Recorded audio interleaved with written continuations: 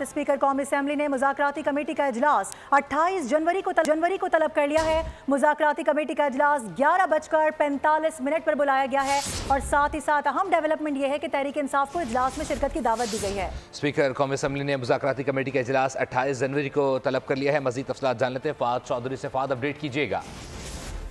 जी देखिए, स्पीकर कौमी असेंबली अयाज सादिक ने जो मुज़ाकराती कमेटियां हैं अपोजिशन की और हुकूमत की, उनका मुश्तरका इजलास 28 जनवरी को तलब कर लिया है। बाज़ाब्ता नोटिस आज जारी कर दिया गया है और तहरीक इंसाफ के जो अरकान है, बीच में सुन्नी इत्तेहाद कौंसिल के अरकान है, उन्हें शिरकत की दावत भी दे दी गई है। और इस इजलास में हुकूमत की जानिब से जो तहरीक इंसाफ के तहरीरी मुतालबात थे उन पर तहरीरी जवाब पेश किया जाएगा। और जो जुडिशल कमीशन का एक मुतालबा किया था तहरीक इंसाफ ने, और दूसरा जो सियासी असीरान की रिहाई से मुतालिक, उस पर बाज़ाब्ता हुकूमत अपना मौक़िफ़ तहरीरी सूरत में पेश करेगी। लेकिन दूसरी जानिब अपोजिशन ने जो है ये ऐलान कर रखा है कि जुडिशल कमीशन के क़याम के ऐलान तक चौथा जो दौर होगा मुज़ाकरात का, उसमें हम शिरकत नहीं करेंगे।